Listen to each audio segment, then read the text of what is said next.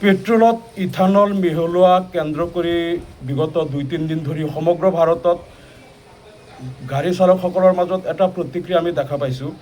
আৰু বিভিন্ন গাড়ী চালকসকলে তেওঁলোকে অভিযোগ কৰিছে যে ইথানল মিশ্ৰিত পেট্ৰল তেওঁলোকৰ গাড়ীত ভৰাই যাত্ৰা কৰাৰ পিছত প্ৰায়ে গাড়ীৰ ষ্টাৰ্ট বন্ধ হৈ যায়, নহ'লে কিছুমান গাড়ীৰ ইঞ্জিন বেয়া হৈ গৈছে। এনেকৈ বহুতে ক্ষোভ উদ্গীৰণ কৰা আমি দেখা পাইছোঁ। কিন্তু এতিয়া আমাৰ প্ৰশ্নটো হ'ল, ইথানল পেট্ৰলত ভৰাই বলপূৰ্বক কিয় কাষ্টমাৰসকলক ব্যৱহাৰ কৰিবলৈ দিয়া হ'ল? যদি ইথানল মিশ্ৰিত পেট্ৰল কোনো কাষ্টমাৰে বিচাৰে তেওঁক দিয়ক, আৰু যিসকলে ইথানল মিশ্ৰিত পেট্ৰল নিবিচাৰে তেওঁলোকক বলপূৰ্বক ইথানল মিশ্ৰিত পেট্ৰল ব্যৱহাৰ কৰিবলৈ চৰকাৰে বাধ্য কৰাটো কিমান যুক্তিসংগত? কাৰণ ইথানল মিহলি কৰাৰ পিছত যদি পেট্ৰলৰ দাম কম হয়, বা যদি 1 লিটাৰ পেট্ৰল দিবলৈ যিমান টকা চৰকাৰৰ খৰচ হয়, যদি ইথানল মিহলি কৰিলে যদি তাতকৈ খৰচটো কম হয় বা চৰকাৰৰ অলপ প্ৰফিট হয়, তেনেহ'লে তাৰ দামটো কমাই ল'ব লাগিছিল। কিন্তু দেখা গ'ল ইথানল মিশ্ৰিত পেট্ৰল বলপূৰ্বক কাষ্টমাৰক ব্যৱহাৰ কৰিব দিয়া হৈছে, কিন্তু পেট্ৰলৰ দাম কিন্তু কমোৱা নাই। সেই আগৰ দাম মতেই তেওঁলোকৰ পৰা আদায় কৰা হৈ আছে। গতিকে এইটো চৰকাৰৰ কেনেধৰণৰ নীতি? আৰু যিহেতু বহুত বাইক চালকে আমি দেখিছোঁ ছ'চিয়েল মিডিয়াত তেওঁলোকে আপত্তি কৰিছে যে আমি নতুন নতুন বাইক কিনিছোঁ, কিন্তু এই ইথানল মিশ্ৰিত পেট্ৰল ব্যৱহাৰ কৰাৰ পিছত বাৰে বাৰে গাড়ী ষ্টাৰ্ট বন্ধ হৈ যায়, ষ্টাৰ্ট নহয়, ইঞ্জিন বেয়া হৈছে। বহু 4চকীয়া যানৰ মালিকসকলেও তেওঁলোকে ছ'চিয়েল মিডিয়াত আপলোড দিছে যে তেওঁলোকে কিছুমান নতুন গাড়ী তেওঁলোকে কিনাৰ পিছত কৈছে আমাৰ গাড়ী বৰবাদ হৈ গ'ল। সিদিনা কালি দেখিলোঁ এজনে কৈছে মোৰ 42 লাখ টকাৰ গাড়ী, মোৰ এতিয়ালৈকে 50,000 কিলোমিটাৰ মাইলেজ হোৱা নাই, গাড়ীখন এতিয়া বেয়া হৈ গ'ল। গতিকে এই যে কাণ্ডটো চৰকাৰে কৰি আছে তাৰ দ্বাৰা কাৰ উপকাৰ হৈছে? আমি দেখিছোঁ নীতিন গাডকাৰীয়ে কৈছে যে আমি মাত্ৰ 20% ইথানলহে মিহলি কৰিছোঁ। 20% নে 50% নে 80% ইথানল তাত মিক্স হৈ আছে, এইটোতো জুখিবলৈ কাষ্টমাৰৰ ওচৰত কোনো তেওঁলোকৰ এনেকুৱা মিটাৰ নাই, বা তেওঁলোকে যেতিয়া পেট্ৰল ক্ৰয় কৰি আনিছে তাততো তেওঁলোকৰ কিমান পাৰ্চেণ্ট ইথানল মিশ্ৰিত আছে এইটো কাষ্টমাৰে সেইটো পৰীক্ষা কৰাৰ কোনো তাত ব্যৱস্থা নাই। আৰু 20%এই কিয় দিব চৰকাৰে? যদি কাষ্টমাৰে বিচৰা নাই, তেওঁলোকৰ আপত্তি আছে যে তেওঁলোকৰ গাড়ী 4চকীয়া 2চকীয়া বাহন বেয়া হৈ আছে, চৰকাৰে বলপূৰ্বক কিয় দিব? আৰু যদি এইটো থাকিলেহেঁতেন যে পেট্ৰলৰ লিটাৰ 100 টকা আৰু ইথানল মিশ্ৰিত পেট্ৰল কোনোবাই ল'লে 70 টকা 80 টকা, তেনেহ'লে কাষ্টমাৰে যদি ইথানল মিশ্ৰিত পেট্ৰল ব্যৱহাৰ কৰিলেহেঁতেন এইটো কাষ্টমাৰৰ তেওঁৰ নিজৰ ৰিস্ক থাকিলে হয়। গতিকে আজি দেখা গ'ল যে পেট্ৰলৰ দাম একেই লৈ আছে, কিন্তু ইথানল বলপূৰ্বকভাৱে ইয়াত মিশ্ৰিত কৰি দি আছে। বহুতে কৈ আছে নীতিন গাডকাৰীৰ পুতেকৰ তেওঁৰ লাভৰ কাৰণে কামটো কৰিছে, ইথানল যিমান মিক্স কৰিব তেওঁৰ পুত্ৰৰ ব্যৱসায়ত লাভ হ'ব। আৰু বহুতে কৈ আছে যে এইটো গাড়ী কোম্পানীবিলাকৰ লগত চৰকাৰৰ এটা গোপন বুজাবুজি, যে ইথানল মিশ্ৰিত পেট্ৰল দিলে যেতিয়া গাড়ীবিলাক বেয়া হৈ যাব তেতিয়া হয়তো গাড়ীৰ পাৰ্টছ, ইঞ্জিনৰ পাৰ্টছবিলাক চেঞ্জ কৰিব লাগিব, তেতিয়া কোম্পানীৰ এইটো এটা লাভ, নহ'লে বহুতে নতুন গাড়ী কিনিব লাগিব। গতিকে গাড়ী কোম্পানীবিলাকৰতো বেছিকৈ তেওঁলোকৰ চেল হ'ব, তেওঁলোকৰ লাভ। গতিকে তেওঁলোক আজি মনে মনে আছে, গাড়ী কোম্পানীৰ মালিকবিলাকে ইয়াত কোনো প্ৰতিক্ৰিয়া দিয়া নাই, তেওঁলোক মনে মনে আছে, তেওঁলোকৰ কাৰণে এইটো লাভৰ কথা। গতিকে এই যে কাণ্ডটো চৰকাৰে কৰি আছে, ইয়াৰ দ্বাৰা আজি সমগ্ৰ দেশৰ লাখ লাখ গাড়ী চালকক আজি বিপদৰ মাজত পেলাই দিয়া হৈছে। আৰু এটা কথা যে এই যে পেট্ৰল ডিজেলৰ দাম যেতিয়া আন্তঃৰাষ্ট্ৰীয় বজাৰত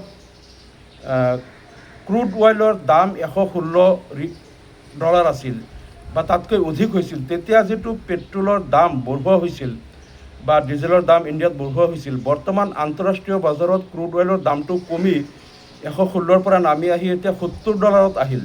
কিন্তু ভাৰতত কিন্তু পেট্ৰল ডিজেলৰ দাম কমোৱা নাই, এতিয়াও 100 টকাৰ ওপৰত বিক্ৰী হৈ আছে। গতিকে আন্তঃৰাষ্ট্ৰীয় বজাৰত যেতিয়া ইমান কমিল, ক্ৰুড অইলৰ দামটো $70লৈকে নামিল, এতিয়া কিন্তু আমাৰ চৰকাৰে পেট্ৰল 65 টকা, ডিজেল 55ৰ পৰা 60 টকাত দিব পাৰে। আন্তঃৰাষ্ট্ৰীয় বজাৰত যিহেতু দাম কমিল, কিন্তু চৰকাৰে দাম কমোৱা নাই। দামটো কমোৱাই নাই, তাৰ লগতে আকৌ ইথানল মিশ্ৰিত কৰি আৰু অধিক মুনাফা চৰকাৰে তাত আদায় কৰিব বিচাৰিছে, আৰু গ্ৰাহকসকলক বিপদৰ মাজত ঠেলি দিছে। গাড়ী চালকসকলক তেওঁলোকৰ নতুন নতুন গাড়ী আজি বেয়া হ'ব লৈছে। এই যে চৰকাৰে কাণ্ডটো কৰি আছে তাৰ দ্বাৰা আজি দেশৰ জনসাধাৰণক কিমান এটা শোষণ কৰি আছে, জনসাধাৰণক কিমান বিপদৰ মাজত চৰকাৰে ঠেলি দিছে।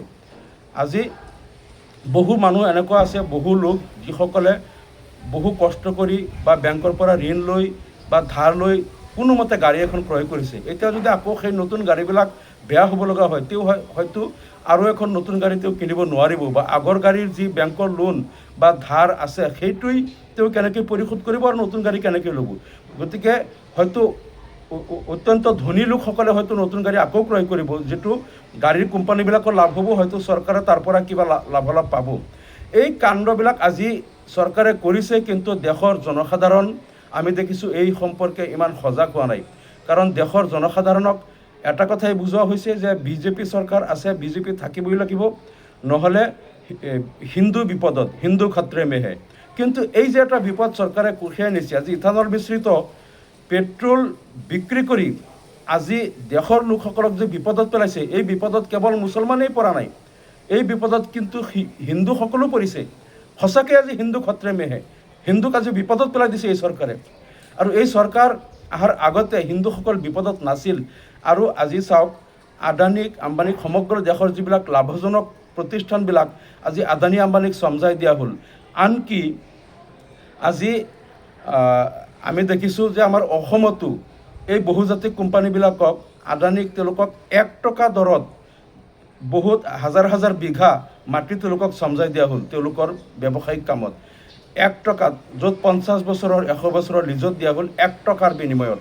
গতিকে এই যে এই মাটিবিলাক এনেকৈ 1 টকা দৰত বিক্ৰী কৰা হ'ল, আজি বহুজাতিক কোম্পানীৰ হৈ চৰকাৰে কাম কৰি আছে। দেশৰ সৰ্বসাধাৰণ ৰাইজৰ কি উপকাৰ হৈছে? দৰিদ্ৰ জনসাধাৰণৰ কি লাভ হ'ল? সঁচাকৈ ৰাইজ বিপদত, মানে মুছলমানো বিপদত, হিন্দু বিপদত। মুছলমান বি খতৰে মে হে, হিন্দু বি খতৰে মে হে। আজি চাওক, আজি তেলৰ অত্যাধিক মূল্যবৃদ্ধিৰ কাৰণে আজি নিত্য ব্যৱহাৰ্য বয় বস্তুৰ মূল্য হ্ৰাস হোৱা নাই। আজি যিবিলাক মানুহে খোৱা বস্তু বা নিত্য ব্যৱহাৰ্য বস্তুবিলাক, আজি দাইল, চেনি, নিমখ, তেল, আলু, পিঁয়াজৰ পৰা আৰম্ভ কৰি চাউললৈকে সকলো বস্তু খুব চৰা দামত আজি গৰীব জনসাধাৰণে কিনি খাব লগা হৈছে। কিয়? কাৰণ যেতিয়া তেলৰ দাম বেছি থাকে, পেট্ৰল ডিজেলৰ দাম বেছি থাকে, কেৰিং চাৰ্জ বেছি থাকে, তেতিয়া এই বস্তুবিলাকৰ দাম ব্যৱসায়ীসকলে কমাব নোৱাৰে, তেওঁলোকে দাম বঢ়াবই লাগে। তাৰ পৰোক্ষ প্ৰভাৱ যিসকল গাড়ী চালক নহয় তেওঁলোকৰ ওপৰতো প্ৰভাৱ পৰিছে। তেওঁলোকেও আজি মূল্যবৃদ্ধিৰ কেঁকুৰা চেপাত আজি সৰ্বশান্ত হ'বলগীয়া হৈছে। গতিকে চৰকাৰে যে এই যে বিপদত পেলালে মানুহক। আৰু এটা কথা চাওক, আজি আন্তঃৰাষ্ট্ৰীয় বজাৰৰ পৰা ৰাছিয়া বা ইৰাণৰ পৰা কম দামত ভাৰতে তেল ক্ৰয় কৰিব পাৰে। মাজতে কিছু কম দামত ৰাছিয়াৰ পৰা ইৰাণৰ পৰা তেল ক্ৰয় কৰিছিল। তাৰপিছত যেতিয়া আমেৰিকাৰ ৰাষ্ট্ৰপতি ডোনাল্ড ট্ৰাম্পে ধমকি দিলে, তেতিয়া কিন্তু সেই কম দামত তেল ক্ৰয় কৰা বাদ দি এই ভাৰত চৰকাৰে আকৌ সেই আমেৰিকাৰ শ্ৰুতলিপি মতে বেছি দামত তেল ক্ৰয় কৰিবলগীয়া হৈছে।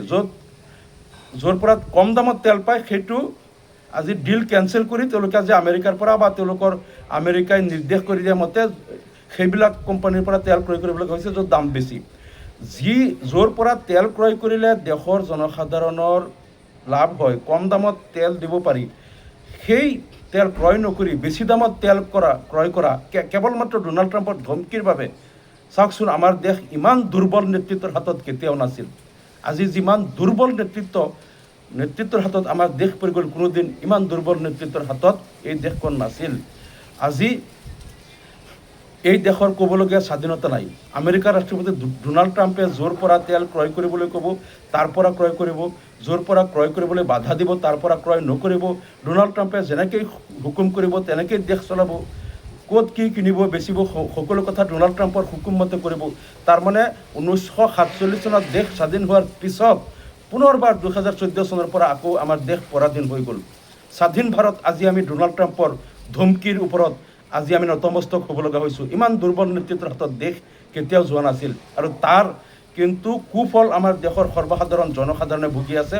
কেৱল হিন্দু খতৰে মে হে বুলি কৈ হিন্দুক উদ্ধাৰৰ কথা কৈ আজি সমগ্ৰ দেশৰ জনসাধাৰণক এনেদৰে শোষণ কৰি নিপীড়ন কৰি মাত্ৰ কেইজনমান বহুজাতিক কোম্পানীৰ আদানী আম্বানীহঁতৰ নিচিনা লোকৰ হাতত সমগ্ৰ ভাৰতৰ সম্পদবিলাক তেওঁলোকে উঠাই দি আছে। ইয়াতকৈ দুৰ্ভাগ্যজনক কথা আমাৰ দেশত হোৱা নাই। গতিকে দেশৰ জনসাধাৰণক আমি আহ্বান জনাওঁ, ইয়াত কোনো ৰাজনীতিৰ কথা নাই, ইয়াত কোনো ধৰ্মৰ কথা নাই। সকলোৱে মিলি ইয়াত সন্মিলিতভাৱে ইয়াৰ বিৰুদ্ধে শক্তিশালীভাৱে প্ৰতিবাদ সাব্যস্ত কৰক। আৰু দেশৰ চৰকাৰে দেশৰ জনসাধাৰণক এনেকৈ বাৰে বাৰে তেওঁলোকক ধোকা দি প্ৰতাৰণা কৰি আৰু তেওঁলোকক এনেকৈ শোষণ কৰাৰ সকলো ৰাস্তা তেওঁলোকে বন্ধ কৰক। ৰাইজে তাৰ কাৰণে উত্তাল প্ৰতিবাদ কৰক আৰু দেশৰ জনসাধাৰণৰ স্বাৰ্থত কাম কৰিবলৈ চৰকাৰক বাধ্য কৰক। আমি দেশৰ জনসাধাৰণক সেইটো আহ্বান জনাইছোঁ। ধন্যবাদ।